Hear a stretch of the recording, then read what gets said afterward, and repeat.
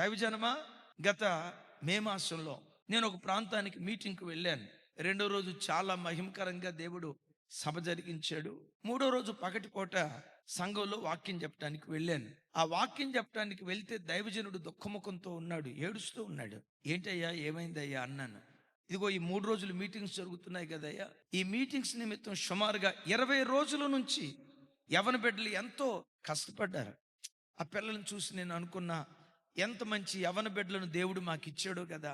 మరి ఇప్పుడు ఏమైందయ్యా, ఏ బిడ్డలను చూసి మురిసిపోయానో అదే బిడ్డల మధ్యలో జరిగిన ఒక భయంకరమైన సన్నివేశం నా హృదయాన్ని బ్రద్దలు చేసిందయ్యా. ఏం జరిగిందయ్యా అన్న. ఆ సామాన్ల దగ్గర కాపలా ఉండే యవన బిడ్డల్లో 3 యవన బిడ్డలు చెట్లు చాటుకెళ్ళి గంజాయి తాగారంటయ్యా, మందు తాగారంటయ్యా, సిగరెట్లు తాగారంటయ్యా.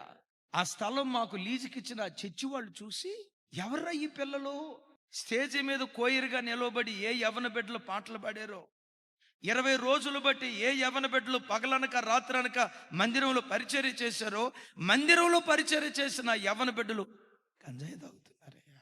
అలాగని వాళ్ళు కొత్తగా చర్చికి వచ్చిన వాళ్ళు కాదయ్యా, వాళ్ళు మందిరంలోనే పుట్టిన పిల్లలయ్యా. వాళ్ళ తల్లిదండ్రులు మంచి భక్తి కలిగిన తల్లిదండ్రులయ్యా. ఈ పిల్లలు చిన్నతనం నుంచి దేవుని సన్నిధిలో పెరిగారని వాళ్ళని చూసి నేను మురిసిపోయానయ్యా.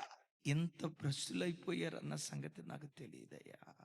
తమ్ముడు, చెయ్యరాని కార్యాలు నువ్వు చేస్తున్నావంటే, మాట్లాడకూడని మాటలు నీ నోట వస్తున్నాయంటే, వినకూడని మాటలు నీ చెవులు వినటానికి రిక్కించుకుంటూ వింటున్నావంటే గ్రహించు, భ్రష్టురాలివైపోయావు, భ్రష్టుడివైపోయావు.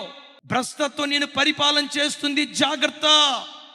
దేవుని వాక్యం నీకు బాగా తెలిసి 15 సంవత్సరాలు విశ్వాసిగా బ్రతికి, 20 సంవత్సరాలు విశ్వాసిగా బ్రతికి, 30 సంవత్సరాలు విశ్వాసిగా బ్రతికి, చిన్నతనం నుంచి మందిరంలో పెరిగి చెయ్యరాని కార్యాలు చేసి భ్రష్టుడిగా ఒకవేళ నువ్వు మిగిలిపోయేవేమో, జాగ్రత్త.